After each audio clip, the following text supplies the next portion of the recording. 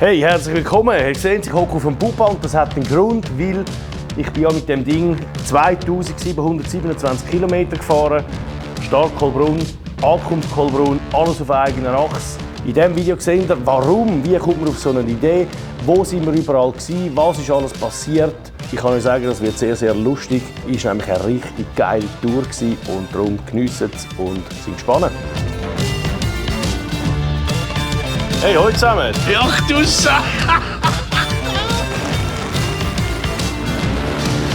Durchschnittsgeschwindigkeit, das ist das Wichtigste, die darf nicht sickern.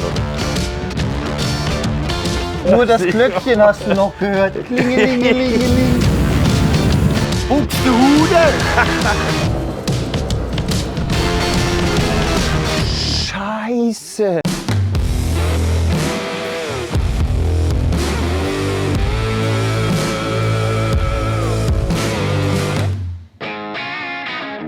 Eine Töffli-Tour ist natürlich immer sehr, sehr spannend.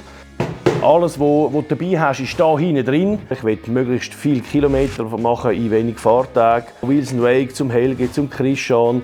Eben machen, nicht schnurren. Weil wenn man es nicht probiert, dann wird nie etwas daraus. Wenn man nur schnurrt, das bringt eben absolut nichts. Das hätte ich nie erlebt, wenn ich nicht gesagt hätte, komm, jetzt machen wir das einfach. Ganz klar, Buba. Optisch kann man sich jetzt darüber streiten. Ob das schön ist, ist ja immer im Auge des Betrachters. Das ist wahrscheinlich mit Abstand das Hässlichste, was ich je in deiner Werkstatt gesehen habe. Mir hat jetzt das Gefährt, das ich hier hatte, das war aber auch schon sehr, sehr runtergerufen und selber noch ein bisschen Seitenschütze und mit diesen Riffelblech und alles natürlich gar nicht zugesagt.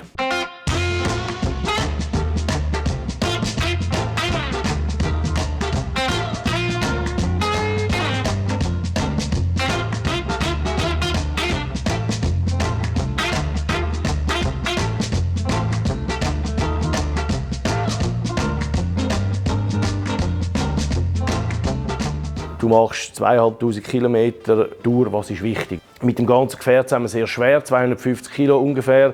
Also gute Gabeln, gute Bremsen. Natürlich, Scheibenbremse nicht erlaubt, aber das sind halt dann Sachen, wo ich sage, das trägt absolut zur Sicherheit bei und das ist ein absoluter Traum gewesen, die Scheibenbremse vorne. Ohne die wäre ich ein paar Mal richtig am Arsch gewesen, weil 250 Kilo runterbremsen, das kannst du vergessen mit diesen blöden Trümmeln, oder? In der Stadt ist es halt wirklich ein paar Mal so gewesen, dass ein Auto vorne dran Vollgas in die Düsen ist, gerade so Berlin und so weiter. Und dann konnte ich einfach mitbremsen. Etwa 110 Liter Most habe ich gebraucht auf der ganzen Tour. Ich glaube, das war ein Schnitt von 3,8 Liter auf 100 Kilometer. Also ich bin wirklich weit gekommen mit einem Tank, mindestens 160 Kilometer. Die Schatztruhe, die war absolut Gold wert. Mit diesen Kamm da oben drauf, um das Zeug anzubinden, innen und außen.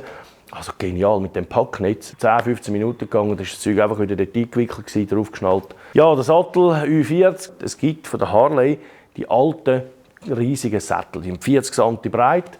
Eine super Wahl gewesen, also mega bequem. Du konntest Sitzposition wechseln und alles. Ein bisschen in Verbindung mit dem Sattel, die ganzen Fußraster, also die Fußblech. Zum Glück habe ich die so wahnsinnig stabil gemacht, aus 3 mm Stahlblech, Gummi beschichtet. In der Kurve bist du nur noch auf diesen Dingen gestanden. Darum, die sind auch hinten dran, sind sie jetzt verbogen.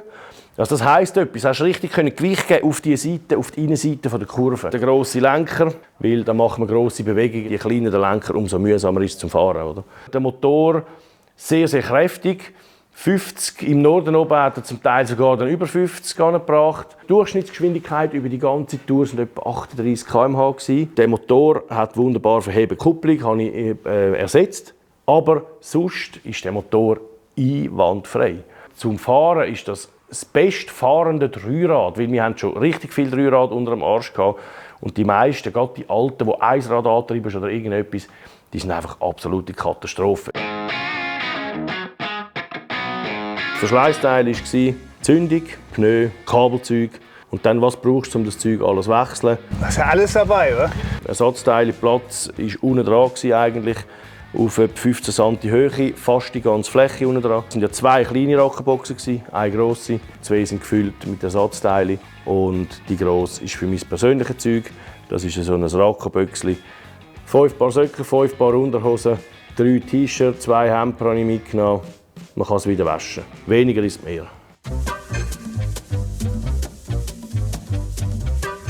Hey, heute zusammen. Wir holen den Helm ab. Ich bin gespannt.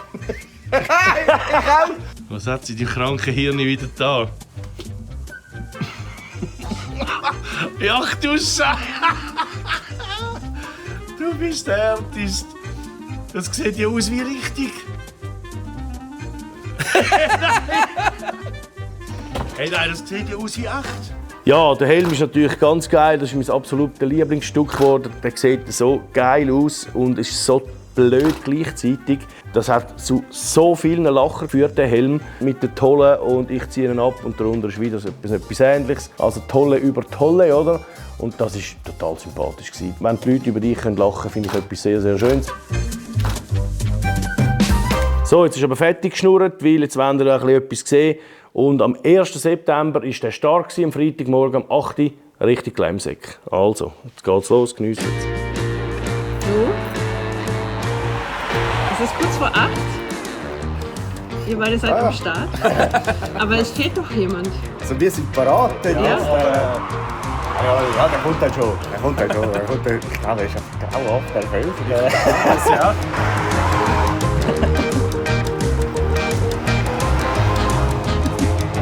Oder Rasierer gesucht.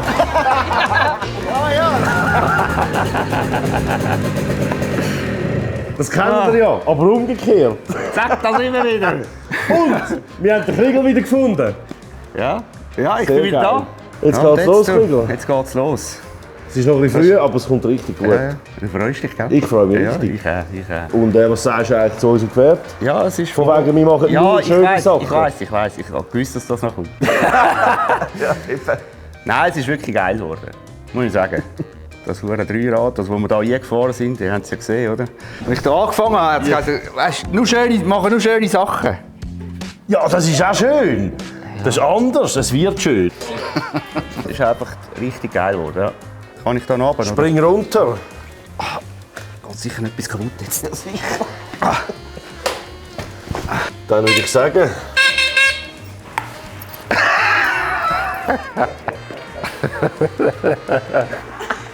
Erste Etappe. Erste Etappe. Ich bin gespannt. Ui, wie die Presse ui, wird. ui.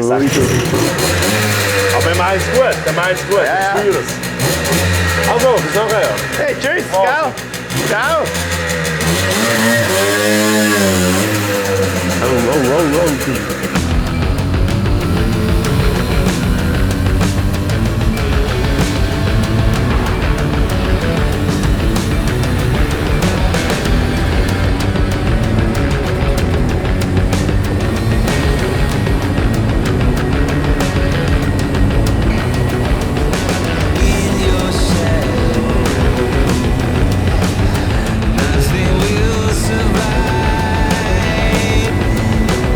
Gerade mal knapp auf Windy geschafft. Dann ist durch das riesige Theater losgegangen mit dem Piep Komoot.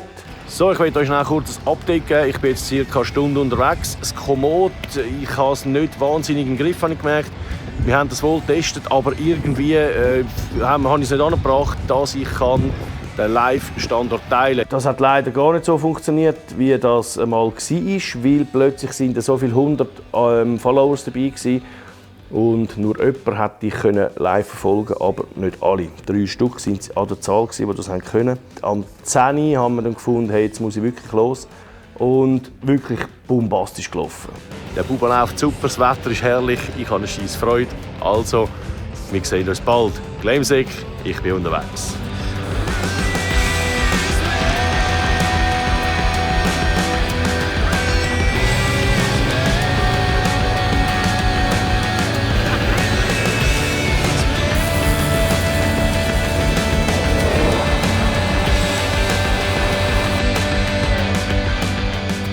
Ich bin sogar noch bei 2 coolen Dudes da, ich konnte die Werkstatt. Die haben so lange auf mich gewartet, weil das Komoot nicht funktioniert hat. Und dann bin ich mit denen schnell mitgefahren, ganz in der Nähe, geile hure Werkstatt gesehen. Und nachher weitergezogen, die haben mich noch ein bisschen begleitet. Dann unterwegs habe ich mal gemeint, oh, Vergaser verstopft, Zündung kaputt, irgendetwas hat er angefangen zu stottern und machen. Und das war dann auch der Moment, wo ich gemerkt habe, dass mein Tank, das ist ein 9-Liter-Tank, ich kann den aber nur bis auf 7 Liter runterfahren, weil irgendwie hat die Reserve nicht funktioniert. Irgendwie wegen dem Druck, ich weiss es bis heute nicht, das ist einfach so. Die Reserve funktioniert nicht. Ich dort schon Düse gewechselt und gemacht und dachte, Gott, das kann ja nicht sein, die Zündung kontrolliert. Bis ich geschnallt habe, ja Moment, ich habe schon geschaut, ich habe keinen Most mehr. Ja mal, es hat ja noch unten drin noch so viel, eben etwa die 2-3 Liter hat es noch drin gehabt. Ab dem ersten Tag habe ich gewusst, ich darf nur 6 Liter, Maximum 7 brauchen und dann fängt er an zu stottern und läuft nicht mehr. Das war eigentlich das Einzige, nachher wunderbar durchgefahren auf der Stuttgart. Ich war noch mal nachgekommen, ich glaube am 6:30 etwa, irgendwie so. Wunderbar, ein richtig geiler Anlass. Dort angekommen, gerade zuerst mal Bananen bekommen natürlich, dass ich etwas im Bauch habe. Also einfach traumhaft. Die Jungs dort gewartet, der Stand schon parat. Schön, super Wetter. Ich habe gewusst, wir dürfen noch ein bisschen Töffli-Rennen fahren am Sonntag. Also ein traumhafter Start kann man sich eigentlich gar nicht vorstellen.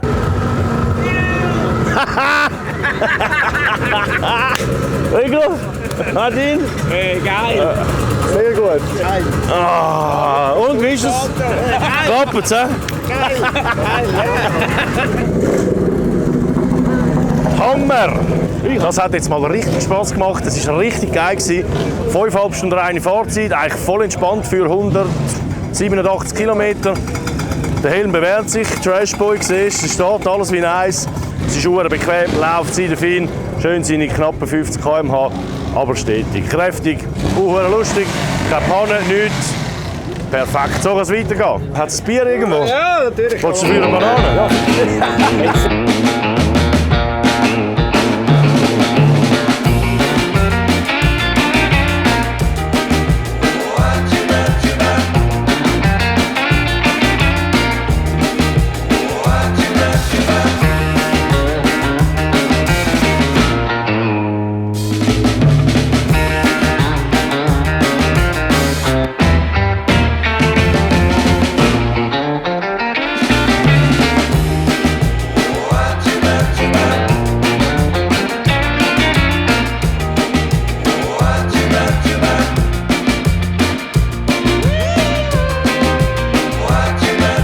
Und übrigens, die Videos, die sind immer verlinkt.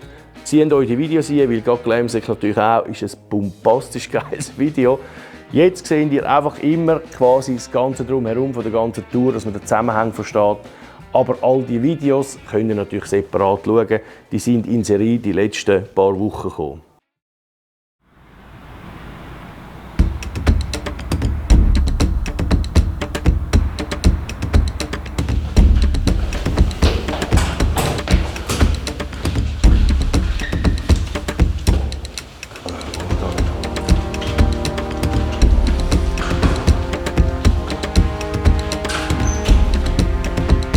Wie viele Türen sind das?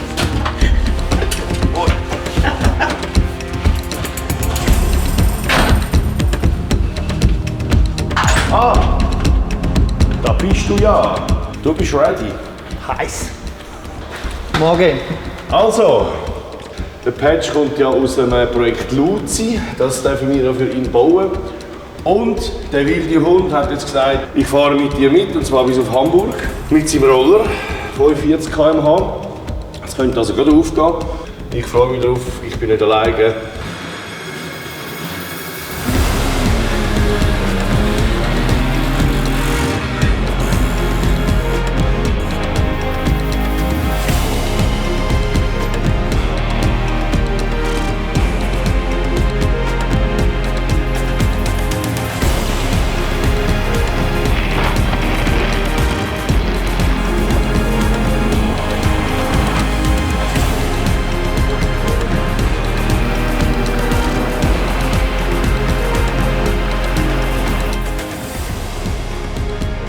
Zwei Tage, ca. 680 km. Stuttgart, Höhe Hamburg, Buxtehude ist ganz leicht westlich. Das war wirklich wild. Ich glaube, einmal 12 und einmal etwa 14 Stunden.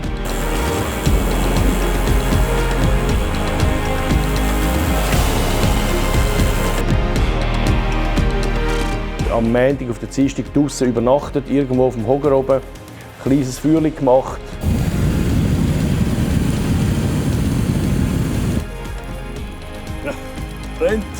Schnell ein bisschen etwas grilliert und ich kann euch sagen, nach so einem Tag bist du wirklich einfach fertig.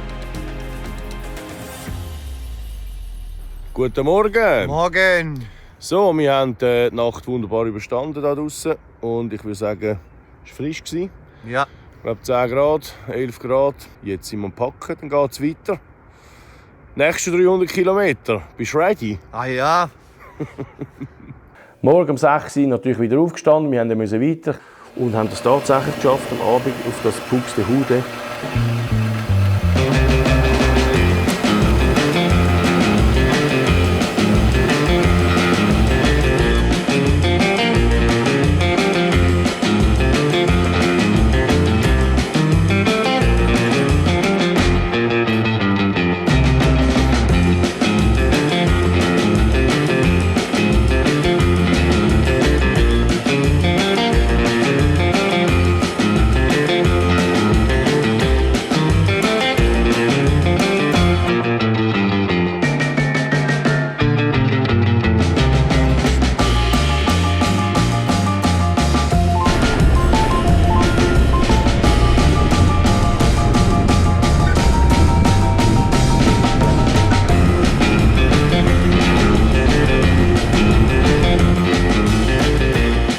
Wir sind durchgefahren, ganz verreckt, von Stuttgart bis auf Höhe Hamburg, Buxtehude, ohne eine Panne.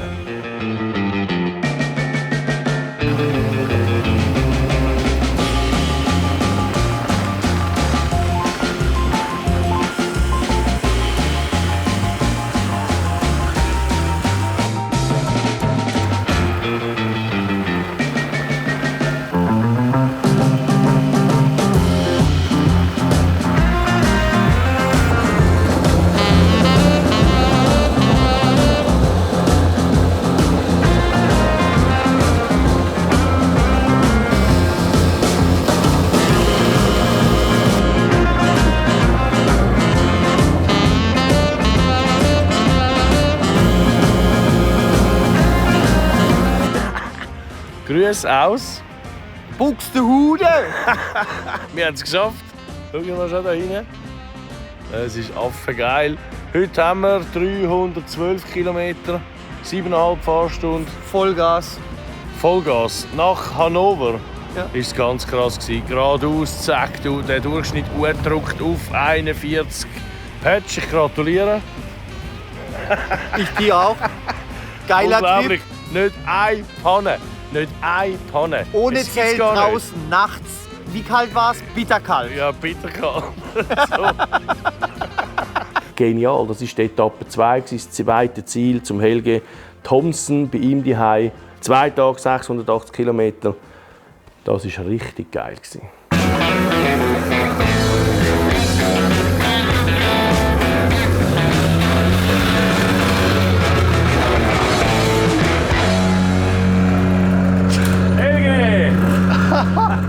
Das ist nicht dein Ernst, dass du es bis hier geschafft hast, oder was? Habt ihr immer so heißes Wetter im hohen Norden? Ja, wenn heiße Typen kommen, ja. Ey, ohne Scheiß, eigene Achse oder was? Ja, selbstverständlich. Oder hast du hier, ist der Motor überhaupt warm, hast du ihn hierher getrillert? Ja, erwischt. Großartig. Aber du hast Begleitung mit. Hi, na? Servus. Braucht er Verstärkung oder was? So wie der fährt? Nichts kaputt, nichts. Also kein Unfall kein, in dem Verkehr. Weißt du, was ich meine? Gut, wir halten uns ja an die Verkehrsregeln. Immer Du. stetig. Der Pupa kann fliegen, erster Tag, so viel. Alle 3 Reifen. Nur das Glöckchen hast du noch gehört. Klingelingelingeling. Ja, es ist schon wild. Also für das hat das wirklich keine Krumme. Ach, nichts. Nix. Die hure Gummibeschichtung da, die ist Gold wert. Weil du kannst sie so richtig ankrallen und dann einfach so richtig einlehnen und dann kommst du auch ein bisschen auf den Bögen rum. Weil wir haben ja Durchschnittsgeschwindigkeit. Das ist das Wichtigste, die darf nicht sinken. Oder? Und man sieht es auch, auf der einen Seite ist es schon krumm, dort hinten hat es das Teil hier, einfach vom Reinstehen, vom in die Kurve fahren, ist das schon krumm. Und das ist ein 3 mm Stahlblech. Hinten fehlt trotzdem noch ein Aufkleber. Nur hart am Gas hat Sick mit Pupa Spaß. Weil 3 Räder, in der meisten Zeit ist entweder das in der Luft oder das. Und heute, das war ja mal krass. Ja. Das komplette Heck in der Luft, Vorderreifen, schön gerade gehalten. Kann man machen. Ja, das Kommt cool. die Bodenwelle, die Wurzel, Den Traktor hast du nicht erwähnt, den wir überholt haben, mit langem Hänger. Ich meine, der Gegenverkehr war ja noch weit weg. Ja, ja. Zick. Da vorne kommt ein Porsche. Es wäre vielleicht nett, wenn wir wieder rechts rüberfahren. Ja, dort haben wir übernachtet am Montagabend und ich bin natürlich wieder mal falsch gefahren. Aha, da hat es aber noch einen Weg. Ein Weg, eine Wiese, klatschnass. Steil wie ein Sauhund. Aber im Drift sah das schon geil aus. Ja. Das komplette Heck bergab und Zick immer noch hart am Gas. Ja, Weißt du noch die Schnalle hier an der linken schwere Seite? Siech, ja. Wir fahren da unter der Autobahnbrücke durch mit Topspeed. Und dann denke ich so, Topspeed. Scheiße, da ist alles mit Rollsplit. Und in dem Moment zieht die Vespa links rüber Richtung Wand und ich denke so, okay, tritt mal gegen die Wand und dann war die Schnalle weg, aber die Vespa lief wieder gerade. Ja. Und wo wir dann durch waren, habe ich gedacht, puh, die Hose ist trocken. Und der Sick gar nichts mitgekriegt, weil er wieder schön am Tingeln war. Der Topspeed muss passen und der Pitch da hinten, der Topspeed muss eins dann nach dem anderen hingelegt. Aber hey, so hinten am unfallfrei. Tanzen. Ja, natürlich. Und genau so geht es weiter. Es sind nämlich erst 850 Kilometer und es fehlen ja noch mal 1600 mindestens. Also, jetzt habe ich dich nicht mehr dabei. Also, wenn das Hütchen verloren geht, die Sonnenbrille hat aber auch schon gebracht. Das Zeug ist halt dann einfach weg. Der Deckel vom Öltank. Der wäre übel gewesen. Das war scheiße. Ja, ja. Irgendeiner muss ja auf dich aufpassen. Genau. Richtig. Das haben schon viele versucht. Ich würde sagen, danke fürs Mitfahren. Ja, herrlich.